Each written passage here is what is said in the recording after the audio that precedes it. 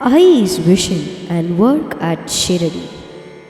With Radha Krishna's arrival, the Shala becomes a school to impart jnana, bhakti, and yoga. Baba sent many devotees to get answers to their doubts. Ai, as she was later known, understood the visions of Baba and provided Anna Bhiksha and Jnana Bhiksha to the devotees. She was Saraswati and Annapurna personified with the added luster of Mahalakshmi. Ai would sweep the dusty lanes of Shiradi so that the lotus feet of Baba, who never wore slippers, were not hurt. People say that his feet were always fresh and clean, though he walked up and down seeking bhiksha from 5 houses, some days several times. There was always one who worked to keep those feet clean. I used to walk backwards and sweep so as not to step on the path on which Baba walked. One day, Baba saw her and said, "This work that you do is very dear to me. You are as great as the 3 Devis.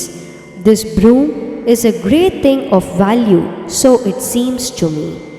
You will go down in the annals as a noble person. In fact, you will create history." These words are taken from a book titled Sai by Vinod Gaikwad. As per the dream of Ai, Shiradi will become a Samsthan and Sai a Maharaj. Kakad, Madhyana, Dhoop and Shade Aratis will take place daily. The Madhyana Arati will be performed by devotees with musical instruments and clanging bells. There will be a Palki procession. Maharaj will move grandly dressed in silk wearing ornaments. He will walk like an emperor with an umbrella and chamras, hand fans waved before an idol waved by devotees who will walk in the front and sing bhajans. There will be colorful lights. This indeed is the Chavadi procession we see today. On alternate nights, Baba went to the Chavadi to sleep holding Shyama's hand and wearing a shawl. Baba would start slowly from Dwaraka Mai. Shyam Karna, Baba's favorite horse, danced in front wearing silver reins. Aarti was done at the Chavadi. After everyone left, Baba himself prepared his bed. It is Ai's smiling visage that appears in front of this procession. It also forms the backdrop. The colorful lantern, the silver anklet and the reins of the horse, the chariot and the palki, all these items and many others were procured on the request of Ai from rich devotees. The famous criminal lawyer Sri G.S. Kaparde was amazed at the splendor. He confessed that he could not offer such valuable things. How could a poor penniless Brahmin widow achieve this? My only strength is Sai Maharaj, who is my friend, my protector, my Ishta, my Guru and my soulmate, all rolled into one. I have kept 2 coins, Shraddha and Saburi, as dakshina for him. I carry on all the work by their strength. Sri Bhivi Dev writes about the miracles of Ai thus: Radha Krishna Ai came with Nana from Pandaripura in 1905. Her original name was Sundarabai Shirsagar. She was a young widow of 25 when she came to Shiradi. She passed away at the age of 35. Ai was highly devoted to Baba. Her aim was to conduct all the daily pujas and festivities of Pandaripura at Shiradi. She was the one who started the puja aratis of Sai. The splendor of Chavadi procession, the ornate silk umbrella, the chamras with silver handles and all the puja articles were collected by Ai. When Baba went to sleep in the Chavadi, the chowdars in uniform hailed the Lord of the Universe, Baba. The bhajans, the musical instruments, the dancing horse were all arranged by Ai. She arranged for the Kakad and Shej Aartis to be conducted formally. In about 8 years, she achieved what normally cannot be done in 25 years. Shirdi became a samsthan due to her tireless work, and she made others also work towards it. Ai always covered her face with a sari pulled over her head. This was invariably followed before Baba. She never climbed up the steps of Dwaraka Mai when Baba was there. Maybe she felt that Baba was her husband in some past life. Baba once confirmed this to Shyama. There was no physical relationship even then. She converted Baba's fakiri into Raja Yoga. She sent Govinda Vida bitter leaves specially rolled with cardamom, copra and other ingredients to Baba. She sent Govinda Vida several times in a day. She also used to send grapes and chilim, a smoking pipe for him. After Baba left the Dwaraka Mai for Chavadi, Ai used to light a lantern with 5 wicks. She also kept a vessel filled with water. This practice is followed even today, both at Dwaraka Mai and the Samadhi Mandir. She would bathe and wear a white sari while doing this work. This sari was stitched from the cloth pieces sent by Baba, and she preserved it with care. Her food was one roti and some sabji sent daily by Baba. As per Sai Satcharita, one afternoon, Baba asked for bakri, home-baked bread made of corn flour with milk from Lakshmi Bai. After eating a little of bakri, he sent it as prasada through Lakshmi Bai to Radha Krishna Ai, who was eagerly waiting for it. Once Baba told Dhumal, a devotee close to his heart, "Thinking of you, I could not sleep all night." Dhumal kept on recalling these words on the way to Ai's house. There, he saw a rare photo of Baba in a thinking pose. This photo was probably taken at Narayan Teli's house near Dwaraka Mai and opposite to Nanduram Marwari's house. Dhumal showed the photo to Baba, who looked at it and gave it back to him. No wonder she had kept this rare photo with her. After all, had she not kept the silver vessels and other puja articles meant for Baba's puja? Ai's response to Nana, as found in the book titled Sri Shirdi Sai Bhagavatam, reflects truly her dreams, vision and thoughts about Shirdi and Sai Maharaj. It reads as follows. I know what you want to say. People think that Baba should love only them and that not even a drop of the rain of mercy should fall on the others. My calling him as Maharaj, asking for the silver articles from devotees and other actions of mine are not light.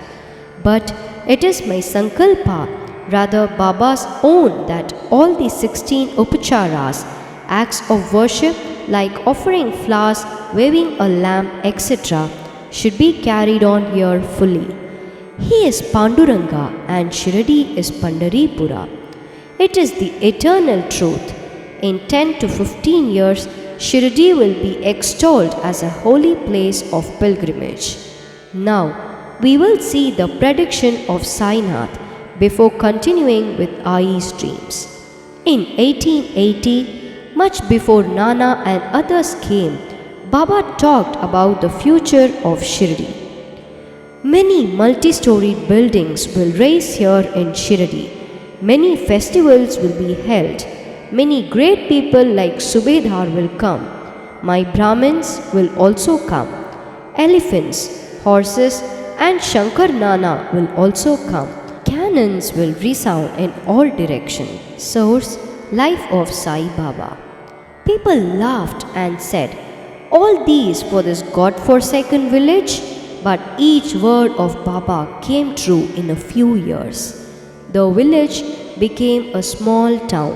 Sugar mills with machines, multi-storied buildings, annual fairs and festivals. All these drew people of higher classes of society from all over India to Shirdi. Now, let us continue with the vision and thoughts of I. This soil on which the Avatara walks will be collected and worshipped.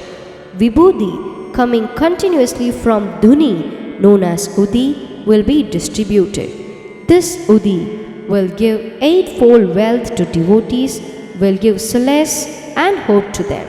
It is sheer ignorance to think of Baba, who cures the illness of body and mind, as a poor fakir. All three gods stand in front of Baba. We should all perform Arati 4 times, offer Dhoop and Deepa, and worship him with flowers. Towards this end, I offer my mind, body, and soul.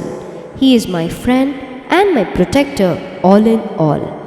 I do not need anyone else. I will dedicate my entire life to the service of Sai Maharaj. I do not care about what people may say. All I think of is Guru Maharaj, to whom I offer Shraddha Saburi as Guru Dakshina. Thus, Ai's devotion to Baba was unparalleled. At times, she followed Maharaj till the Lendi Bagh in a frenzy of devotion. I knew Baba's mind and followed his directions diligently. Baba used to be kind to the nationalists, and some nationalists were even looked after or watched by I. When Bal Gangadhar Tilak came, Baba advised him to practice spirituality, as Baba alone knew Tilak's end was near. Baba also gave shelter to Sri G.S. Kaparde, a disciple of Tilak.